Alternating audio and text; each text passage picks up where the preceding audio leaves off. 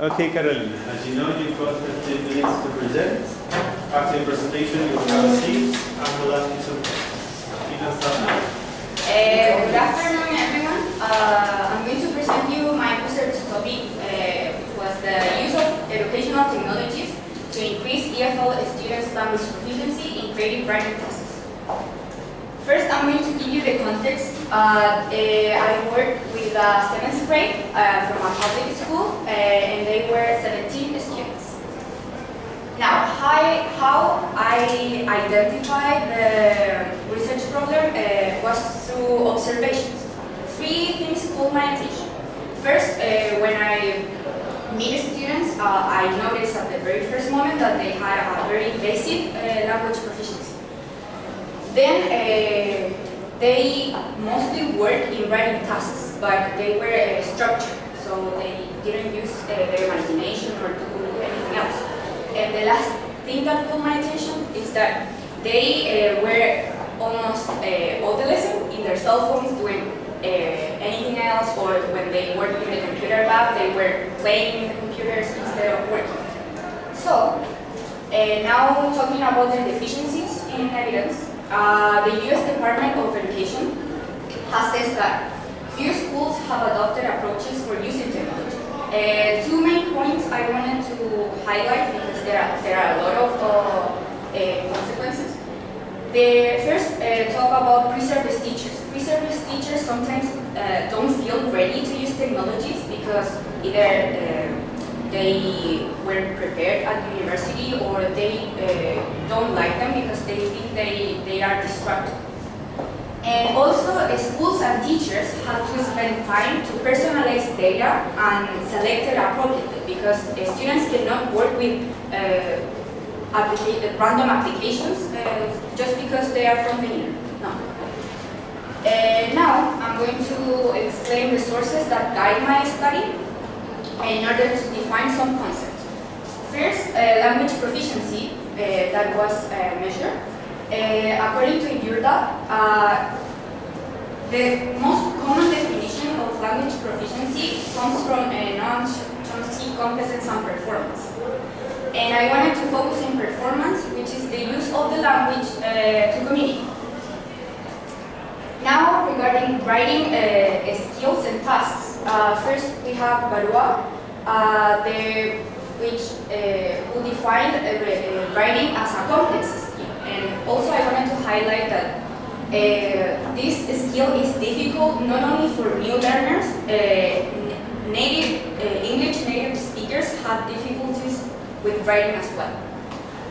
Then we have author, defining writing tasks that are more structured and designed by teachers, meaning that students most of the time have to focus only on what is being asked.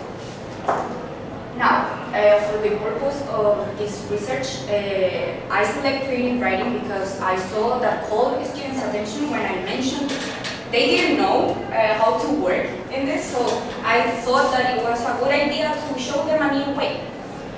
According to author, it's a form of writing that expresses feelings, thoughts, or ideas in an imaginative way.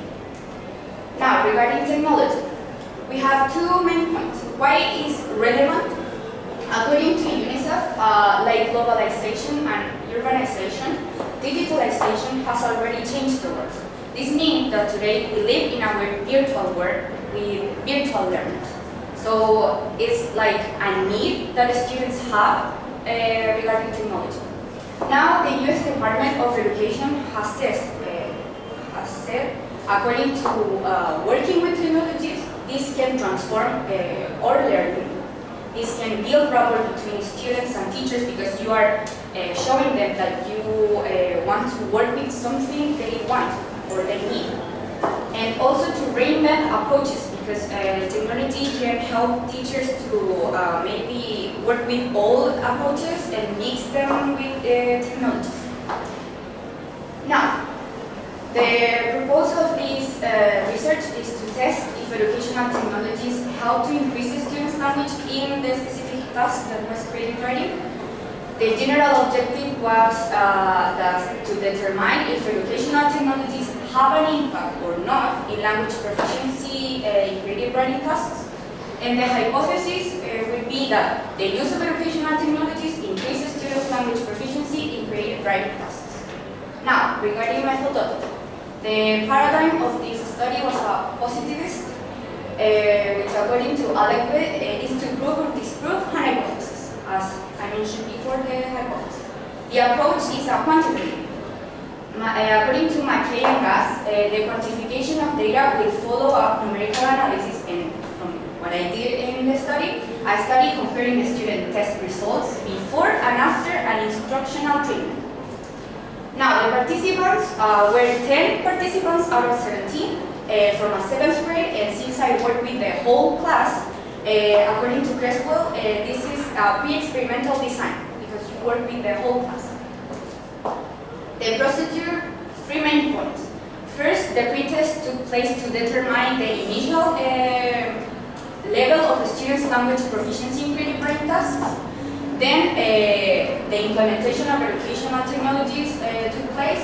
And finally, to have like evidence of the final levels of proficiency in creative writing tasks, a post-test took place.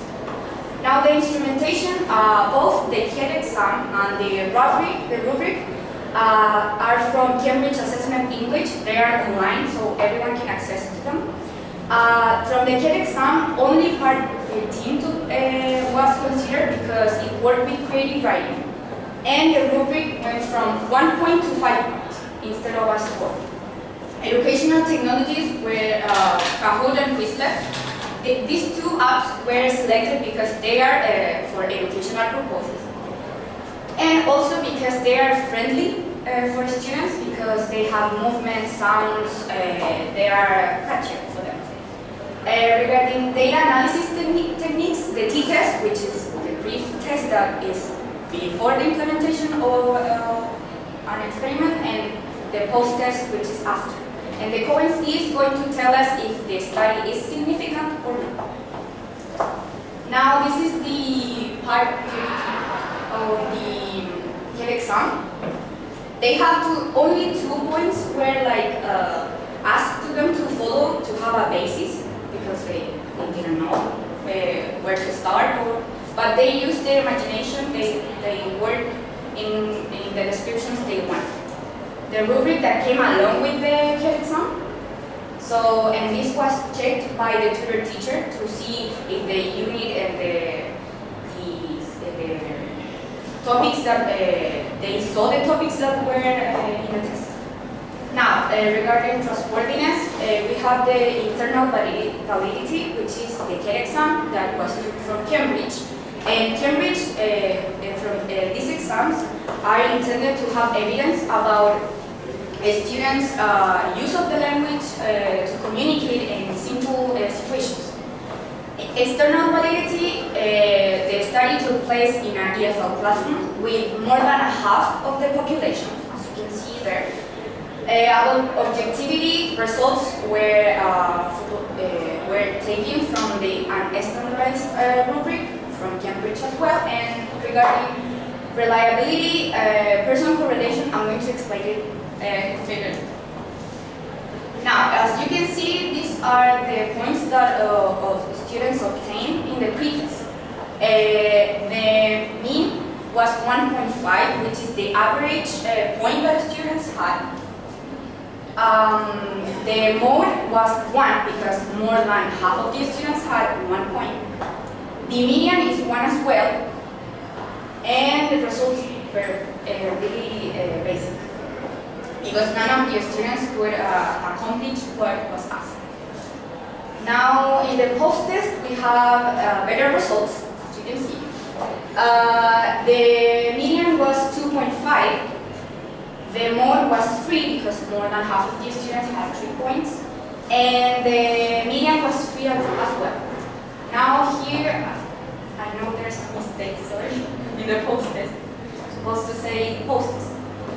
Now, in the presentation of findings, I said the mean and the person correlation. This is going to show us if my study is reliable or not, or the level of reliability.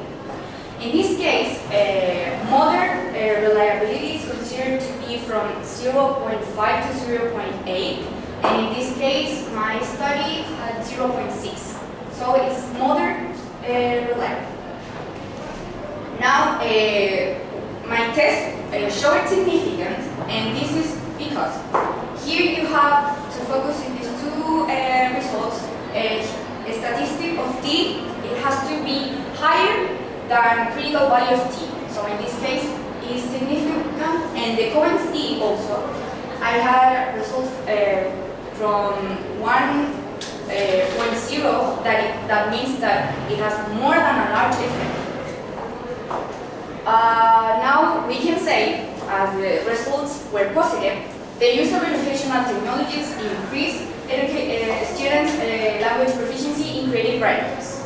Now, the limitations of the study, I wanted to focus on these 4 main points because English was the first class in the morning, which connects to lateness. This means that students had to arrive at 8 a.m., but most of them arrived at 9 a.m., and some of them even arrived at when there were 20 minutes left. So, and this happened every day, and I don't know how they controlled that, but it was a bit disappointing. Then there was a lack of interest that I connected with rivalry between students and the tutor teacher, because when the tutor teacher helped me with my interventions, they didn't work. They didn't want to work at all. They told me, I don't want to work, and they didn't. So, but when I did my interventions alone, they worked. So there was a rivalry, and interventions were really unpredictable. For future directions for research, I would say that this study would need more time and more days to observe to ensure technologies have an impact. Because even though my results were positive, factors, many other factors could have changed or have an impact in the results. And also, I would like to work with other skills, not creative writing, and with different educational technologies. Now, finally, the metacognitive analysis. This is regarding what in the teaching course we saw in the Cooper's book. This is all related with that. The conceptualization of the teacher-researcher's role. Teachers' attitudes affect the students, parents, and lessons. In this case, since I didn't interact with parents, I'm not going to focus on them, but students and lessons. From what I saw, when the teacher arrived, each class, she was most of the time sleepy, mad, and students saw that and they react. So your attitudes are going to affect them. Also, if you make assumptions too, because the teacher tends to do a lot of assumptions, and students, I think for that, they didn't like you, so they didn't help you. Then, regarding, as I said, each intervention was unpredictable, so I developed my reflective teaching skill, because I had to reflect at the end of each Wednesday why classes, the lesson didn't work, why students behave that way, but if last class they did all the activities. So I had to reflect a lot, but then I noticed that it wasn't most of the time my problem, it was with the tutor teacher. And also, as in seminar, as a researcher, the reflective teaching helped me also to be autonomous, because I had to focus on a problem and go deeper by my own. And now my strengths are that I'm organized and I have a good projection of voice, so I don't have problems with that. My weaknesses is, one of my weaknesses is time management. I spend a lot of time in doing one activity, and then I lose control, and then I have to make the other activity short, and it's a mess. And so my challenge is going to be plan activities in order to time, so I have to prepare them scaffolding and prepare them more appropriately. So there are references.